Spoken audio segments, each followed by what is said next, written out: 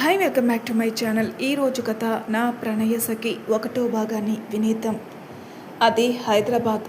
ఒక కళ్యాణ మండపంలో పెళ్లి వేడుకకు అంతా సిద్ధం చేస్తున్నారు. ఏమిటో పిన్ని, మా ఆడపడిచిని పెళ్లి చేసుకోమంటే కుదరదు అన్నాడు. ఈ పిల్లకి అందము లేదు, చదువు లేదు, ఆస్తి లేదు, మరి ఎందుకు చేసుకుంటున్నానేది తెలియలేదు. చెల్లెలి వరుస అయ్యే అమ్మాయి అన్నది ఆ మాట. పిల్లకు చూస్తే మంది ఎవరూ లేరు. పిల్ల వాళ్ళ అమ్మ తప్ప. నా కూతురు చదువుకున్నంత కూడా చదువుకోలేదు. నా బిడ్డలో లేనిది ఇక్కడ ఏముందో అని చేసుకుంటున్నారో అత్త వరుస అయ్యే ఆమె అంటుంది అక్కడ. కనీసం డిగ్రీ కూడా పూర్తి కాలేదు. ఒక బిజినెస్ మ్యాన్కి కాబోయే భార్యకని అందరూ అంటారని ఆలోచన కూడా లేదు. ఏంటో మరి అంటూ ఇంకొకరు మూతి విరుపు. ఏంటో పెళ్లి కొడుకు తరపు కూతురు తరపు కూడా మనమే చేయాల్సి వస్తుంది. మగ పెళ్లివారి అసహనం. ఇంత జరుగుతున్న పెళ్లి పనులు మాత్రం ఆగడం లేదు. ఈ మాటలన్నీ వీళ్ళల్లో మాత్రమే. పెళ్లి కొడుకు కానీ అతని కుటుంబంలో వారి దగ్గర కానీ ఎవరూ మాట్లాడలేరు. అనేకన్నా మాట్లాడడానికి భయపడతారనే చెప్పొచ్చు. పెళ్లి కూతురు గదిలో అమ్మాయిని రెడీ చేస్తున్నారు. పసుపుకి ఆకుపచ్చ రంగు బోర్డర్లో ఉన్న పట్టు చీరలో ఉంది పెళ్లి కూతురు. అమ్మాయిని రెడీ చేయడం అయింది. చుట్టూ ఉన్న అమ్మలక్కలేమో చెబుతూ తుది మెరుగులు దిద్దుతున్నారు. కానీ పెళ్లి కూతురు మొహంలో మాత్రం సంతోషమే లేదు. అలానే బాధ లేదు, ఏ భావమూ లేదు. ఈ పెళ్లి తనకిష్టం లేదు, అలానే అయిష్టమూ లేదు. జరగాలి కాబట్టి జరుగుతుంది, అంతే. ఒకటే బాధ అమ్మ గురించి. తను చెబితేనే ఒప్పుకుంది, కానీ ఒప్పుకున్నప్పటి నుంచి మాట్లాడడం లేదు. ఎందుకో తెలీదు.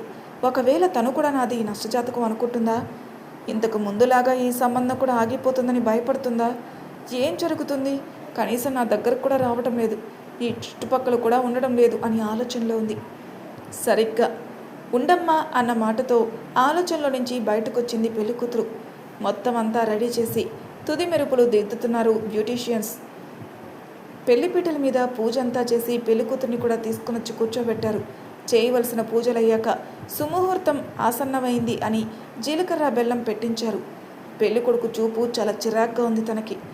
మృగాడు లాంటి మగాడి చూపుల నుంచి రక్షించుకోవడం నేర్పిన తల్లి ఇప్పుడు అలాంటి మృగాడి పక్కనే ఉన్న కనుచూపు మేర ఎక్కడా కనిపించడం లేదని ఆలోచనలతోనే పంతులు గారు చెప్పినవన్నీ యాంత్రికంగా చేస్తుంది.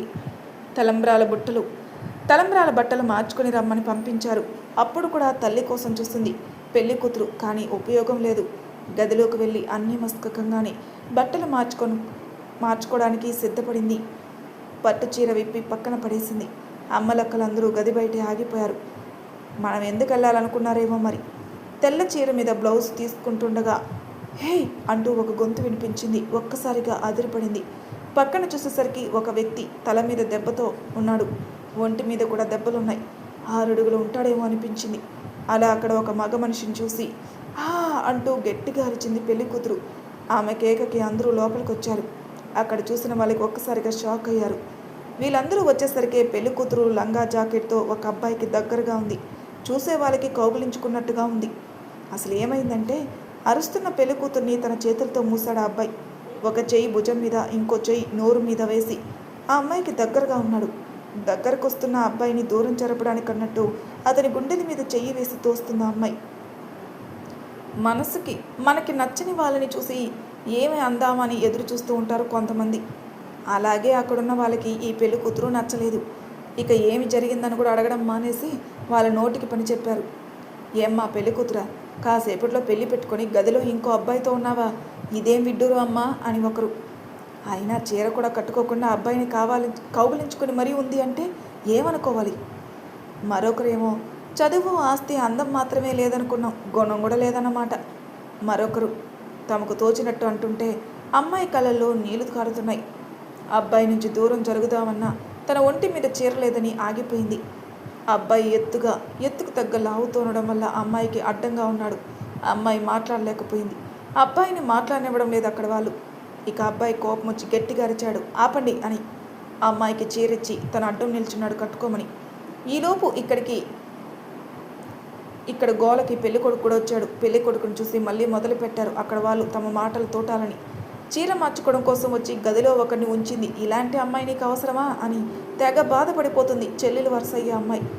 పెళ్లి కొడుకు మాత్రం ఆ అమ్మాయిని కోరికతో చూస్తూ, పోనీలే చెల్లెమ్మ, అనుభవం ఉంటే మంచిదేగా అంటూ వంకరగా చూస్తూ అన్నాడు. ఆ అబ్బాయి ఆ పెళ్లి కొడుకుని చూసి వీడా అని షాక్ అయ్యాడు. ఆ మాటకి పెళ్లి కూతురుతో పాటు ఉన్న అబ్బాయి కూడా చాలా బాధ అనిపించింది. ఆ అబ్బాయి పెళ్లి కూతుర్ని చూశాడు. ఆ అమ్మాయి కళ్ళల్లో నుండి నీళ్లు కారుతున్నాయి. మొహంలో నవ్వు కాదు కదా, కనీసం జీవం కూడా లేదు. దెబ్బలు తగిలిన అబ్బాయి పెళ్లి కూతురు వైపు ఒక 5 నిమిషాలు అలాగే చూసి ఆలోచనలో పడ్డాడు. పెళ్లి కొడుకు తల్లి వచ్చి, ఇంతవరకు జరిగిన గొడవ చాలే కానీ అమ్మాయిని తీసుకురండి, ముహూర్తం టైం అవుతుంది. అయినా ఏదన్నా వ్యవహారాలుంటే చాటుగా చేసుకోవాలి కానీ అందరూ చూసేట్టు కాదు అని పెళ్లి కూతురుతోని ఆ అమ్మాయికి మాట్లాడే అవకాశం కూడా ఇవ్వకుండా చేయి పట్టుకుని లాక్కుని వెళ్ళిపోయింది. పెళ్లి కూతురు ఇక తన జీవితం తన చేతుల్లో లేదని అర్థమైంది. ఎంత ఆలోచించినా అర్థం కానిది ఒకటే, అమ్మ ఏమైంది అని. తనని ఇలాంటి పరిస్థితుల్లో వదలదని తెలుసు, మరి ఎక్కడుంది, అసలు బ్రతికే ఉందా అనే ఆలోచన రాగానే వణికిపోయింది.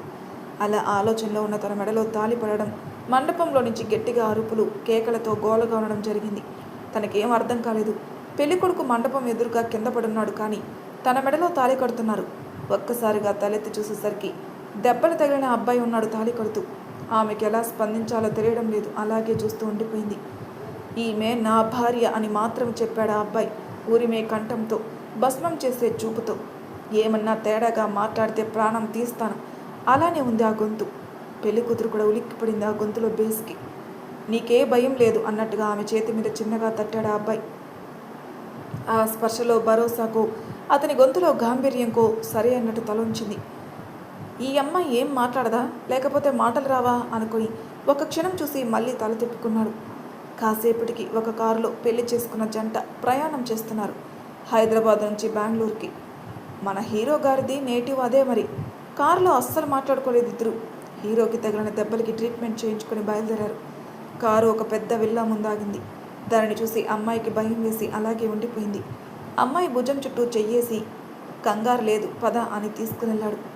గుమ్మంలోకి వెళ్ళేసరికి ఒక ఆమె 45 సంవత్సరాలు ఉన్న ఆమె కూర్చొనుంది హాల్లో. ఆమెను చూసి మామ్ అన్నాడు హీరో.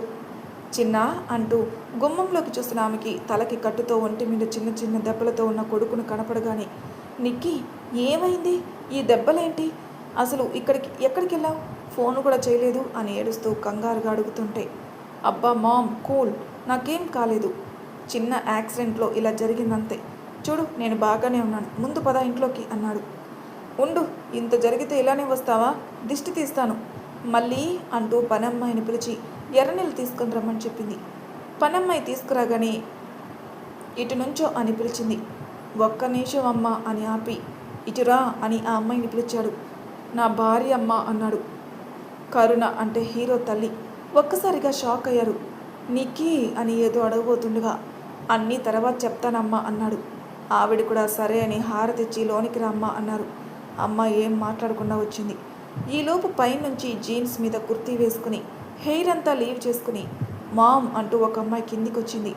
అక్కడ హాల్లో ఉన్న నిక్కీని చూసి అన్నయ్య అంటూ వెళ్ళి ఒక్కసారిగా హత్తుకుంది. పక్కనున్న అమ్మాయిని చూసి ఎవరు అని అడిగింది. చెర్రీ, ఆ అమ్మాయి నీకు వదినవుతుంది అన్నాడు.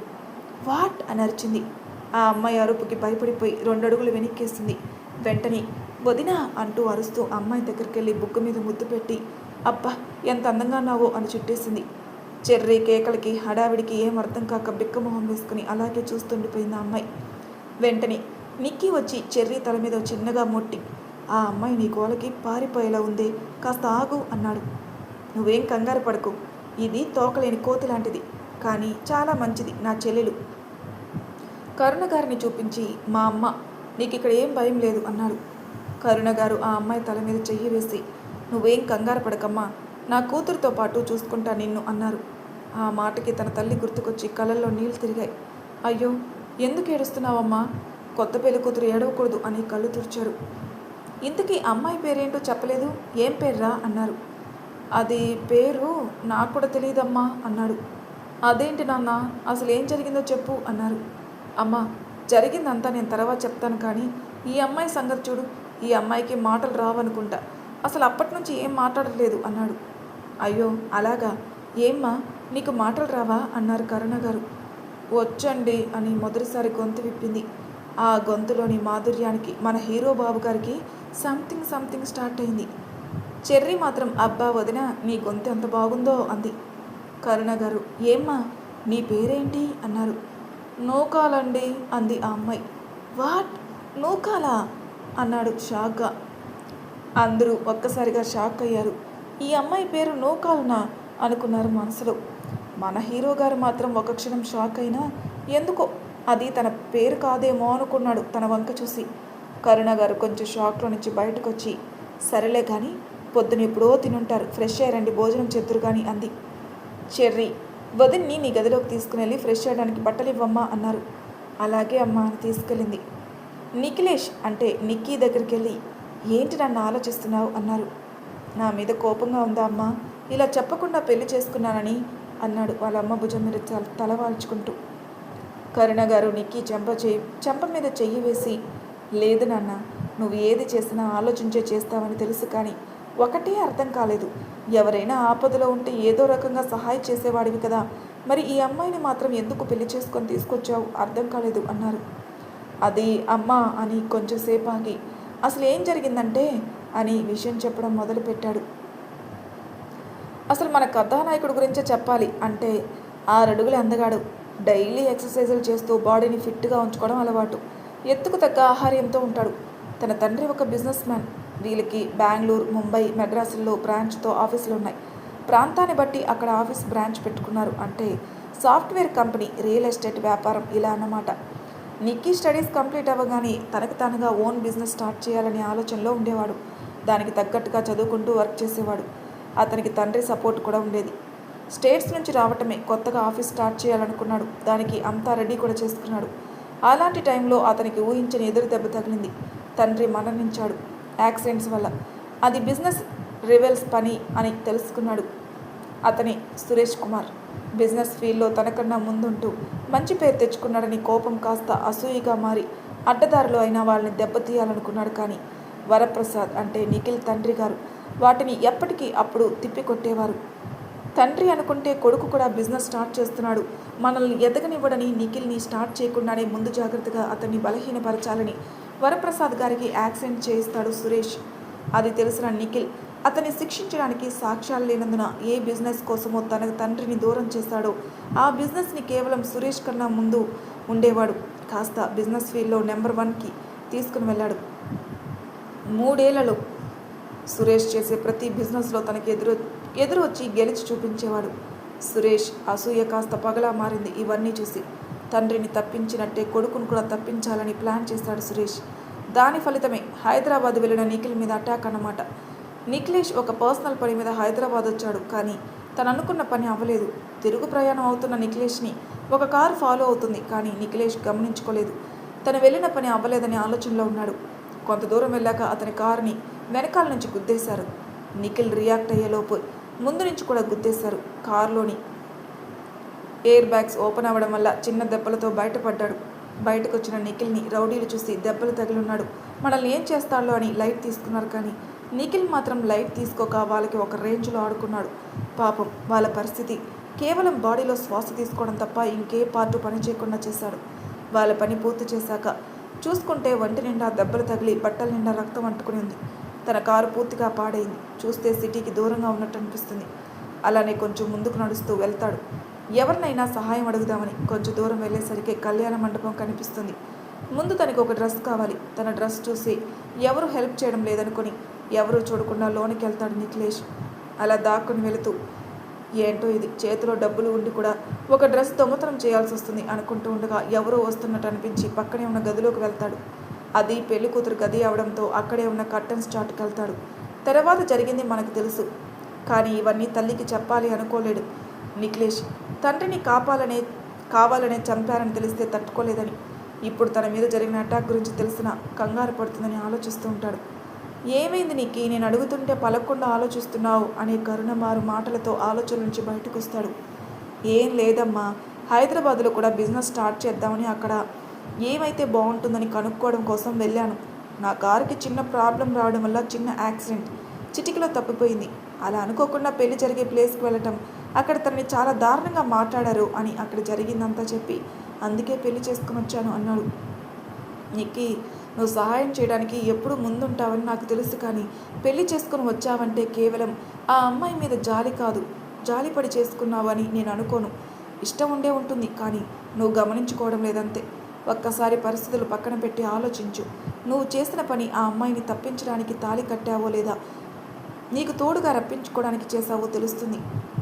బంధం అనేది ఒకరు చెప్పితే తెలియదు, మన మనసుకు తెలుస్తుంది. లే, ఫ్రెష్ అయ్యి రాబో, భోజనం చేద్దు కానీ అని చెప్పారు కరుణ గారు. నిక్కీ వెళ్ళి ఫ్రెష్ అయ్యి వచ్చేసరికి మిగిలిన వాళ్ళు కూడా ఫ్రెష్ అయ్యి వచ్చారు.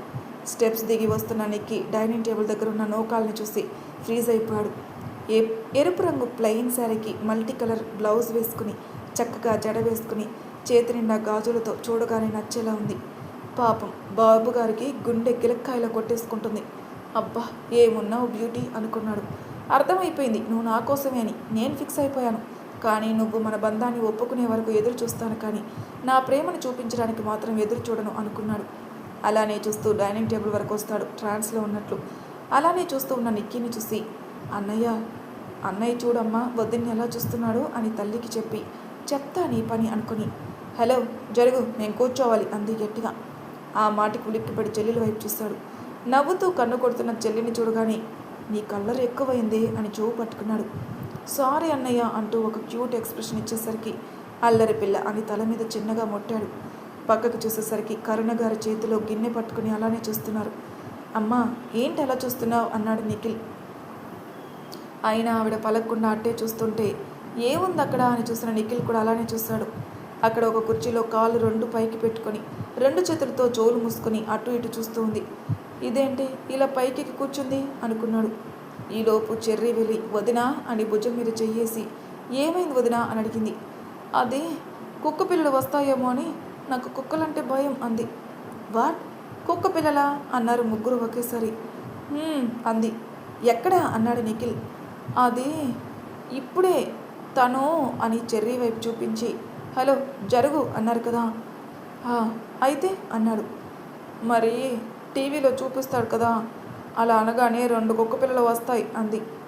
ఒక్క నిమిషం ఏం అర్థం కాకుండా ఆలోచిస్తుంటే, అన్నయ్య అది టీవీలో యాడ్ వస్తుంది కదా 5 స్టార్ చాక్లెట్ గురించి అంది చెర్రీ. అంటే టీవీలో చూపించినట్టు ఇక్కడికి రావా అంది నూకాలు. ఆమె అలా అమాయకంగా అడుగుతుంటే ఏం చెప్పాలో అర్థం కాలేదు వాళ్ళకి. కానీ మన బాబుగారు మాత్రం తన వైపు చూసి ఒక నిర్ణయానికి వచ్చేసారు. అదేం లేదులే, అలాంటివి ఏమీ ఉండవు, ముందు కుర్చీ నుంచి దిగు అన్నారు కరుణ గారు. దిగిన తర్వాత అందరూ భోజనాలు కూర్చున్నారు. ఈలోపు పని మనిషి మళ్ళీ వచ్చి, వడ్డించమంటారా అమ్మా అని అడిగింది. నిఖిల్ కోపంగా చూస్తూ, ఎవరు నువ్వు అన్నాడు. బాబుగారి గొంతులోని బేస్కి ఆ అమ్మాయి తనతో పాటు మన నూకాలు కూడా పిక్కచొచ్చిపోయారు. అతని వంక చూసి, ముఖం మామూలుగా ఉన్న గొంతులో మాత్రం కోపం తెలుస్తుంది. వెంటనే కరుణ గారు, తను మళ్ళీ మన సత్యమ్మ మనవరాలు. సత్యమ్మ చనిపోయాక ఆమె ప్లేస్లోకి వచ్చింది. ఎవరూ లేరంట, తల్లి తండ్రి చిన్నప్పుడే చనిపోయారట. ఎవరైనా సరే ఇంట్లో నీకు సహాయంగా ఉండమని చెప్పు, అంతేకాని ఇలా చనువు తీసుకోవద్దని చెప్పు అని ఆ అమ్మాయి వంక కింద నుంచి పై వరకు చూసి, ఇంకెప్పుడు ఇలా రావద్దు, అవసరమైతే మేమే పిలుస్తాం, వంటగదిలో నుంచి మాత్రం నువ్వు ఇలా రాకు అన్నాడు. సరే సార్ అని వెళ్ళిపోయింది. మళ్ళీ, అమ్మ సత్యమ్మ తర్వాత ఎవరూ మనకి భోజనం పెట్టడానికి రాలేదు. ఈ అమ్మాయిని మాత్రం ఎందుకు రమ్మన్నావు? నీకు తెలుసు కదా నాకు నచ్చదని అన్నాడు. సరేలేనన్న, ఆ అమ్మాయి ఇక్కడికి వచ్చి 2 నెలలు అవుతుంది, ఇప్పుడే వచ్చింది, నేను చెప్తాను రావద్దని అన్నారు కరుణ గారు. భోజనాలు చేసి ఎవరి గదికి వాళ్ళు వెళ్ళారు. చెర్రీ నూకాలు ఒక గదిలో పడుకున్నారు. ఇక్కడ మన హీరో గారు మాత్రం పొద్దున్నుంచి జరిగిన వాటి గురించి ఆలోచిస్తున్నారు. పెళ్లి కొడుకు గుర్తుకు రాగాడి తన గురించి బ్యూటీని అడగాలనుకుని, అవును పేరు నూకాలనింది కదా అని, అదేంటి అనుకుంటూ రుద్రవీణ సినిమాలో చిరంజీవి గారిలా అంత అందమైన అమ్మాయికి అలాంటి పేరేంటి అని తెగ ఆలోచించాడు. నాకు తెలిసి ఇది ఖచ్చితంగా ఆ అమ్మాయి అసలు పేరు కాదు, చూద్దాం అనుకుంటూ పడుకున్నాడు. మరి తర్వాయి భాగంలో ఏం జరుగుతుందో నెక్స్ట్ ఎపిసోడ్లో తెలుసుకుందాం. అంతవరకు నా ఛానల్ సబ్స్క్రైబ్ చేయని వాళ్ళు ప్లీజ్ సబ్స్క్రైబ్ చేసుకోండి, లైక్ చేసి షేర్ చేయండి, మీ అభిప్రాయాలు నాకు కామెంట్ రూపంలో తెలియజేయండి. Thank you for listening.